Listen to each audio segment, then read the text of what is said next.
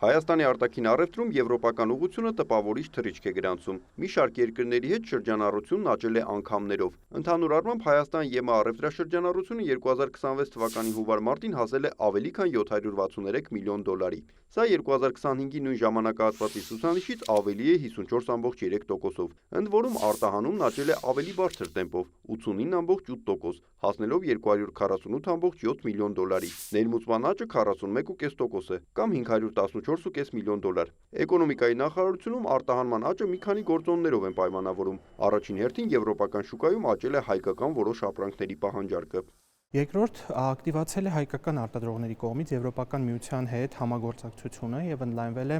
արտահանման ուղղությունները։ Երրորդ, ընդհանուր առմամբ բարձրացել է տնտեսության արտահանման ներուժը եւ մեծացել է բիզնեսների միջազգային շուկաներում ավելի ակտիվ ներգրավվածությունը։ Այս ամենը վկայում է, որ հայկական արտադրանքը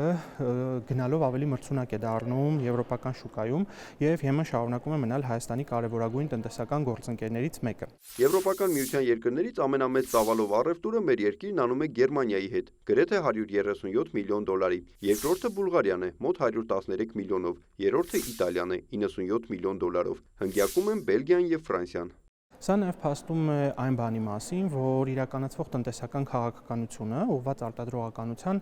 աճին, արտահանման դիվերսիֆիկացմանը,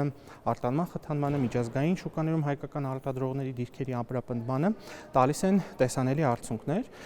Մեր նպատակն է ոչ միայն պահպանել այս դրական միտումը, այլ նաև խորացնել արտահանման դիվերսիֆիկացիան, ընդլայնել համագործակցության ոլորտները եւ բարձրացնել ավելացված արժեք ունեցող արդյունքի մասնաբաժինը, ապավելով Հայաստանի տնտեսության երկարաժամկետ մրցունակությունը։ Ըստ պետական եկամուտների կոմիտեից ստացված տվյալների Հայաստանը այս տարվա հունվար-մարտին Եվրամիությունից ներմուծել է հիմնականում նավթամթերք, համակարգիչներ, թռչող սարքեր, բջջային ցածի սարքավորումներ, դեղամիջոցներ։ Արտահանել ենք հանքաքար եւ պղնձի ու մոլիբդենի խտահանք, ալյումինե նրբաթի թեղ, երկաթը համահալվածք, հագուստի որոշ տեսակներ։ Օրինակ, երբ որ նայում ենք Բուլղարիա եւ Բելգիա,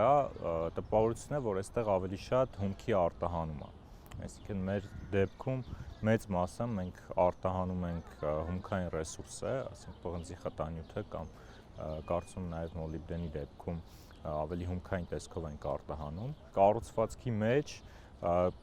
դեպի ԵՄ արտահանումը բավականին շատ բաղադրատարներ ունի, նաև պատրաստի արտադրանքի, ասենք հագուստի արտահանում, խմիչքների, սննդի։ Ես կարծում եմ Եվրոպայի շուկան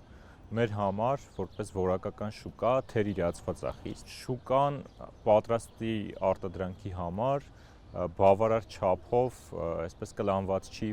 հայկական տնտեսվարողների կողմից։ Պետության համար շատ կարևոր է, որ վերջնական արտադրանք արտահանվի այլ երկրներ, նշում է Համլետ Մկրտչյանը, հավելելով. դրան է միտված կառավարության քաղաքականությունը վերջին տարիներին։ Բազմիցս խոսվում է, որ Եվրոպական միությունում եւ այլ շուկաներում բարձր ստանդարտներ կան եւ շատ կարեւոր է, որ մեր բիզնեսը նույնպես կարողանա ադապտացվել միջավայրին եւ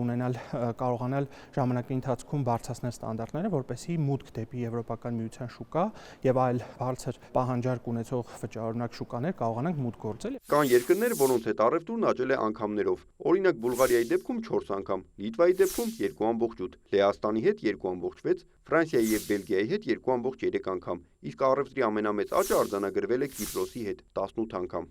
Ես կարծում եմ Հայաստանը այդ նախադրյալները ունի վերցնելու հաջողված արդյունաբերական քաղաքականությունների փորձը ոչ միայն, ասենք, հարավ-արևելյան Ասիայում, որտեղ վերամշակող արդյունաբերության վրա է կենտրոնացած, այլև այն երկրներում, որտեղ թեկուզ ծառայությունների ուղղությամբ են կենտրոնացած այս քաղաքականությունները, վերցնելու այդ լավագույն փորձը ու օգտագործելու պետական միջոցները, այսպես պետական մասնավոր համագործակցության շրջանակները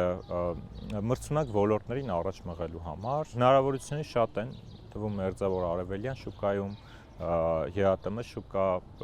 այսպես ասիական երկրներ, արևելյան Ասիա, եվրոպական երկրներ, այսինքն ըստ էության կենտրոնանալ մրցունակ ապրանքների վրա, որոնք իրենց գնորդը կգտնեն ոչ ամբողջ աշխարհում։ Առաջին երամսյակի արդյունքներով Հայաստանի արտաքին առևտրի կառուցվածքում Եվրոպական միության երկրների կշիռը նախորդ տարվա 7,8-ի փոխարեն հասել է 14,1%-ի։ Մասնագետներն ընդգծում են, ոսկու արտահանման գործոնը եթե հանենք, Եվրոպական միության կշիռը իրականում շատ ավելի բարձր է։